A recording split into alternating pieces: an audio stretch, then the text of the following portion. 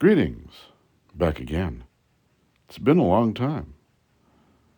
I actually did this video way back in the summer, but I never got around to putting the story together. Not much has really changed around here. Same Speedball India Ink and M-gram watercolors, but I guess it's time. Time for me to put the story together with the images and tell you the story. The story of the Scotsman's stone. Down by the river, up above the bank, hidden away behind a screen of alder trees that grows along the water's edge, stands an old stone fireplace. Now, when I go fishing along the river or hiking on the trails, I see a lot of sights like this. A collapsed building, a stone wall, an old foundation where a barn once stood. What hidden stories, tales unrecountable for the passage of time, do they hold? The fireplace stands alone in a clearing between the bank and the forest. The imprint of the logs in the cement above the mantel show the boundary of what was once the interior of the log cabin and outside. This ruin has an interesting artifact that keeps its story present in my mind. In the top of the firebox is a blue-green keystone. My grandmother told me it's the Scotsman's stone. Anyway, the old fireplace is all that remains of Dr. Bill and Mary's big log cabin that once stood near the mouth of the hurdy-gurdy overlooking the river. They lived there with their 3 children, little Billy, Mary Ellen, and Betty. They only lived in the cabin during the spring and summer months. The rest of the year they lived in town near their kids' schools and Dr. Bill's practice. The cabin was built in the late 1920s and finished around 1930 from the trees cut down on the property. At the time it went up, there weren't really any good roads into the area. There was the service road that came over French Hill, but it ended at the hydraulic mine a few miles up the hurdy-gurdy. The other way into the valley was on the river trail that came up from Stout Grove. Most of the hardware and tools, along with window sashes and glass, were packed in by mule train on the path from Stout Grove. The floorboards and rafters came from the sawmill that was making its way down Jones Creek. As the cabin was nearing completion, Dr. Bill and Mary went up to Uncle Bill's ranch to quarry some stones. Uncle Bill really wasn't my uncle, but we all knew him as such, and that's just what we called him. His ranch was at the north end of the flat and was raised up away from the creek. This made the rocks less likely to have moisture trapped inside the stones and made them good for building a fireplace. While Mary was walking by a pile of boards from a collapsed cabin, she saw a greenish-blue rock set to one side. The stone had the shape of a keystone, and she knew it would be the perfect piece for their mantel. It was unlike any other native stone on the flat, and she asked if she could take it. Uncle Bill explained that it was the Scotsman's stone. He brought it up to the territory in a steamer trunk when he came to work at the gold diggings. The Scotsman was killed in a rock slide at the hydraulic mine and was buried in a little cemetery plot on the south-facing slope of the valley, along with some other men who had also lost their lives in that accident. Now, I know that in the interests of good storytelling, the Scotsman character could have a name, but unfortunately my grandmother never told me his name, and if she did, it didn't stick to whatever it needed to stick to in order for it to remain in my head. A professor from UC Berkeley doing a research project of the lost mines and miners did come to the lonely little cemetery a few years back. He had a list of men who died working for the mining company and wanted to find the cemetery. He did rubbings of some of the grave markers, but many of them had become too rotted to know who actually laid where in the little plot. With no one left in the valley to positively know who was where, I guess we shall never know the name of the Scotsman or where he lay. Because he was a real person, I don't feel that it does him a service to choose a name at random other than that what would be his own, even if that is to mean that we will never know him as anyone other than the Scotsman. When the cabin was finished, there was a party for everyone who had helped in the construction. Folks from up and down the valley came to celebrate. As evening drew, there came the thin, hunched shadow of a man down the path. It was old Jack Alms. Old Jack was a well-known character of both fame and infamy in the territory. In his hands he carried 2 pies, one in each. Now, whatever one might have thought of old Jack's character, it was also known that he was one of the finest bakers in the county, and he knew he wouldn't be turned away. My grandmother said he walked up to Dr. Bill. He looked at the newly completed cabin and down at the river. He looked up the river and he muttered. He looked down the river and he muttered again.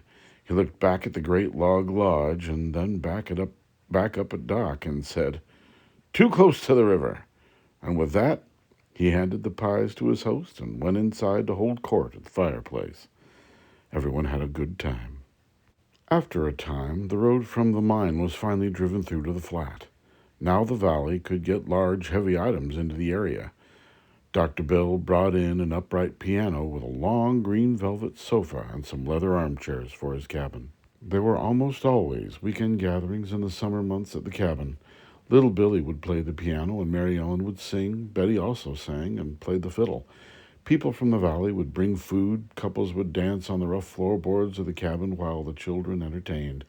Dr. Bill would look proudly at his family while tapping out his pipe at the hearthstone. Men would joke and tell stories of fishing and hunts in the mountains. The ladies of the valley would hold sewing circles, stitching quilting squares and knitting blankets while sitting on the big green velvet sofa or in the leather armchairs that faced the fireplace. My grandmother said that she went to many wonderful weekend gatherings. Everyone would show up. Men from the mines and the log camps would come along with ranchers and their children. Unfortunately, with life, the happy days were not all that would take place at the hearth. When Billy turned 18, he was drafted into the Army Air Corps to fight in World War II. The uncertainty of that future was also followed by a tragedy the same year when Mary Ellen went fishing in the swollen river. She lost her footing and slipped on a rock, hitting her head, and she was swept away. They found her drowned in the river the next morning. After the war, Billy returned to a solemn homecoming. He didn't stay long, as he had decided to go to New York with some fellow veterans and go into business. Betty went off to school in Los Angeles, eventually getting married and remaining there. The years passed by. There were reunions and family gatherings, but still, it was never quite the same. Then, in '65, Dr. Bill and Mary were headed to Los Angeles to visit their new grandchild. While they were away, there were a series of major storms in the area. The rivers swelled up and the log cabin was inundated. Anything that could fit out a window went down the river. It took months for the roads to be reopened so Dr. Bill and Mary could get back to the cabin. When they did, pretty much everything was in ruins. The cabin withstood the deluge, but was left twisted and uninhabitable. They relocated their home to a modern little cabin that Dr. Bill built on the bluff, away from the forest and the river. The old log cabin sat cold and dark by the river's edge for a long time. When I was old enough to go exploring, the cabin had already been abandoned for many years. I was told to never go down there because it wasn't safe, but I would go sneak off anyway to go prowl around the old cabin. I could peer in through the dirty windows and see the old-fashioned propane lights that still hung from the ceiling, the big green rodent-chewed velvet sofa covered with gray silk that still sat in front of the fireplace, flanked by the dried-out leather armchairs. Once I scrambled up some broken boards through the front porch and went inside. The air smelled musty and stagnant. Mosquitoes came buzzing up to my ears in the cool, dusty room. The sound of the river dropped away as I stepped cautiously deeper into the big main room.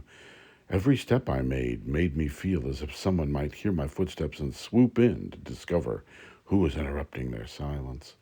I crossed over to the piano and tried to press a key, but it wouldn't move. The old piano was full of mud and silt. My father once joked that it was the only thing that kept the whole lodge from floating away. I tried to imagine all the people who had once danced on that floor. I could almost feel their spirits coming in to wait their turn to take one last spin on the dimly lit, warped living room floorboards. I went up to the fireplace to see the Scotsman's stone that my grandmother had told me about. The silence in the room was nothing like the stories of people laughing and telling tall tales. It was eerily quiet. When I got over to the hearth, I noticed that the Scotsman's stone had been cleaned off. There was a spot on the big green velvet sofa that had also been beaten free of dirt and dust. I stood there wondering and looking around, but then I heard a creaking sound and a strange twanging noise from the busted piano. I got scared. Suddenly the high-pitched buzzing and the muffled sounds of the river overtook me, and I needed to get out of that old abandoned log cabin. I hightailed it out through the hole in the porch and decided my grandmother was right. I never went inside the old log cabin again. That October, we had a big windstorm. A large branch went through the roof of the old cabin, piercing the attic and making its way all the way to the cabin floor. The abandoned lodge was becoming too much of a curiosity to fishermen and rafters and becoming a danger. Dr. Bill was worried that someone might go inside and get hurt, so he and Mary agreed to demolish the old log cabin. Come summer, I went down to the site after the cabin was removed. The piano had apparently been pushed off the front porch and lay smashed on the rocks below. I could see paths through the silt and mud that the rats had burrowed between the strings and the soundboard. All of the hammers had had the little felts on the ends chewed off by rodents. The iron frame was just a mess of mud and rusty strings. The big red velvet sofa was heaped up on top of a big burn pile, and that was all that was really left of the cabin except for the old stone fireplace. Mary insisted that the fireplace remain. Dr. Bill and Mary would go down to the old cabin site once a year on Mary Ellen's birthday. They'd build a fire and sit in front of the old Scotsman's stone, remembering their past friends and share their memories together. They're both gone now. Most everyone who ever set foot in the old log cabin is too. So today the fireplace still stands there, up on the bank, looking down through the alders, waiting for a memory. I think back to those men buried on the sunny hill over the hydraulic mine works. The mining camp was too far from town to make the trip with the bodies and take them back for a proper burial. The men were laid to rest on the hillside among a number of other graves of men who had also perished on the mountain. Although perhaps not a proper cemetery, it was still better than the fate of so many other lost souls. Those men left beneath a slide or in a cave-in, some just buried where they fell on the side of a trail or under a tree, unmarked and forgotten. These men, in the little plot, at least had wooden markers to show where their final resting places are. Did these men write letters to family? Did those recipients ever understand why the letters stopped coming, or were they forever left to wonder the fate of their loved ones?